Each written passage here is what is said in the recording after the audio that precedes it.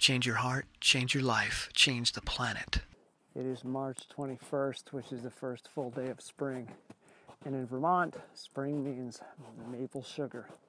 So I've got some taps, homemade taps, on a beautiful sugar maple tree here and over there. And I'm going to put up a bunch more as well.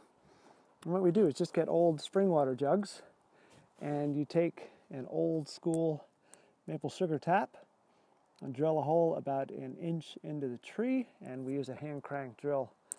So we do it old school. Just have some copper wire which goes into a hole cut in the spring water jug.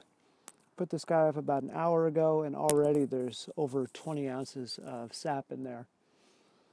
And the sap that comes out of the tree isn't super sweet. It takes 40 gallons of sap to be boiled down into 1 gallon of syrup. So it is, this maple sugar or maple syrup is 40 times sweeter than the sap. And on a tree of this size, that's about probably 15 inches in diameter, one tap does not affect the health of the tree. You're not pulling out enough of the sap to really damage the tree. You really shouldn't tap a tree that's under a foot in diameter. But if it is larger than a foot, you can go ahead and tap it, and the tree will remain quite healthy. So this year, instead of boiling the sap down into syrup, I'm just going to drink it straight up. This is going to be my drinking water. I'm also going to use this as a base for my smoothies because it's much more nutritious than just regular water. This is water plus all the vitamins and minerals that this tree needs to survive, plus all kinds of phytonutrients that are really beneficial. And it's just like nature's perfect water. This is the Vermont version of coconut water, and we have a lot more of it. I could probably get 1,000 gallons easily off of the land here if I had enough taps. Instead of wasting all the energy to boil it down and condense the sugars and make a much less healthy product, this way I'm getting a great source of water, great source of nutrients, and I'm using a lot less resources. All right, so I'm psyched. All right, we still have a ton of snow on the ground here, so I'm going to go for a big boot walk up the hill into the mountains, and then come back and put some more taps up. See ya. So for today's workout, I'm hanging out with the maple trees, and I'm going to do some hill repeats in my big boots in the snow up this trail behind my house, which we call Death Run. We have a lot of ski trails and well, they were ski trails, but we also use them for sledding and running and biking and whatever else here on the property. And this is the steepest trail. And the reason we call it Death Run, when I was young, my dad and I were cutting wood way back up on the hill, and we'd bring the wood back down to the house on a sled. Old sled that we had built, and the sliding part were old wooden skis from the 1950s, before they had metal or fiberglass skis.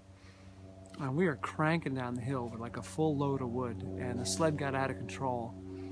We hit a tree at probably 30 miles an hour, and the sled exploded. There were like pieces of ski flying through the air. We were flying through the air. The wood was flying through the air, and somehow neither one of us died or broke a bone. But after that, this became known as Death Run. And I'm going to go run up it several times now. I've already done a couple of repeats, but I'll do some more.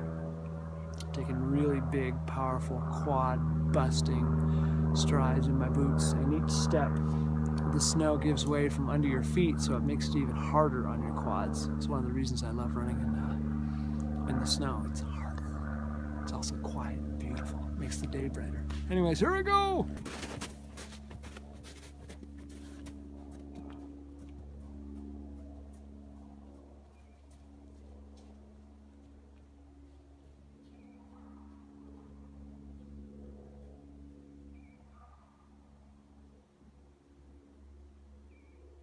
My goal in doing these today is not to run up as fast as I can. It's not about moving my arms and legs as quickly as possible.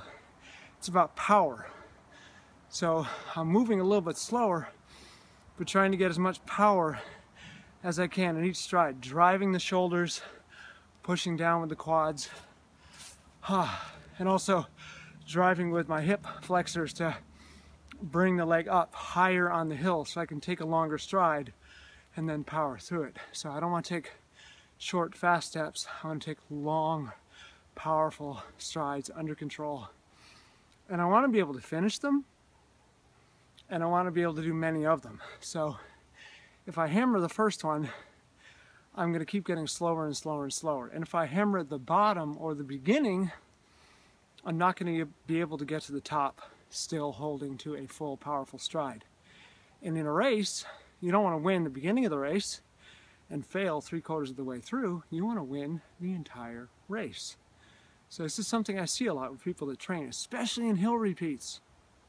When I was at the Woodstock Fruit Festival in 2013, I had to do some hill repeats because I had the World Mountain Running Championships for Masters coming up the following week. And this is my last week to get in some super hard workouts, so I grabbed a bunch of guys and I said, all right, let's do the Camp Walden Hill from the water all the way up to the rec center, which is, it's probably only 200 meters, but man, does it climb. It is steep. It's probably a 12 to 17% grade. Starts out at about 12, and then as you get towards the rec center, it's probably a 17% grade. It's really steep. And I told them, I said, all right, we're going to take the first third at a decent pace. Second third, we're going to pick up and go faster. And then the final third, where it gets really steep, that's where we put it all out. But nobody listened to me. So what ended up happening is all these guys sprinted the first third, because the first third is to the dining hall and people were sitting out on the lawn eating. There were a lot of girls watching, so they wanted to represent this is what guys do. So they hammered the first third, left me completely in the dust because I'm not trying to win the workout. I want to win the race. Who cares what you do in the workout? But for these guys, this was a race. Apparently, it was not a workout. So they hammer the first third. Second third, they barely hold on. And the final third, where they should be picking it up now, they're dying. Most of them were walking. Couldn't even make it up that final steep slope. So this is what people do in workouts, and this is what people do in races, especially guys, because I don't know why. They're trying to prove something. They're trying to show off. I don't know. The final third of the hill, there was nobody watching there. So why lay it all out there? Who cares what you do at the finish line if the spectators are only 1/3 into the race? Well, you want to win that part. So naturally, these guys got slower and slower as the workout went on. And I think only 1 or 2 people actually did the whole workout with me, but even then, they were really struggling at the end. This is a lesson, and it's one of the reasons that I train alone here in the woods, is that there's nobody pushing me. There's nobody that I'm trying to beat. There's nobody that I'm competing with. There's nobody watching. I can do this workout on my terms. So when you're doing stuff like this, especially if you're being coached and the coach says, I want you to do it at this speed in this way. If there's other people around, chances are you're going to break those rules because you don't want to look bad. All right? So if you've got hard workouts to do, sometimes it's nice to have a buddy, but you want to make sure that your buddy's on the same page as you, whether your team is on the same page as you and they're doing the workout as prescribed and not just trying to compete with each other or look good. All right? So I got 5 more of these guys to do. And remember that. It's not who wins the workout. It's who wins the race. It's not even about winning the race. It's who feels the most powerful in the race. And if you're hammering yourself in the workouts all the time, every single day, you're not going to have anything for the race. All right? See ya. Slow and steady.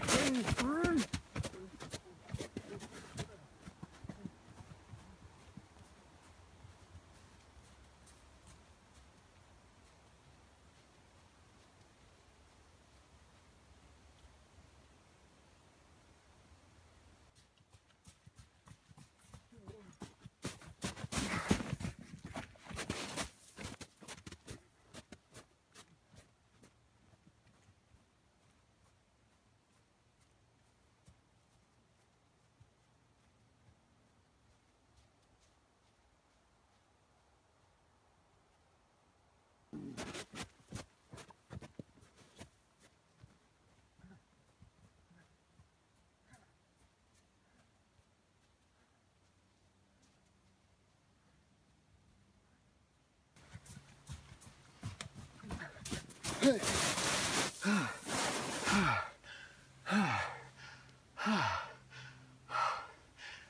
is the closest thing I've done compared to stair climbing.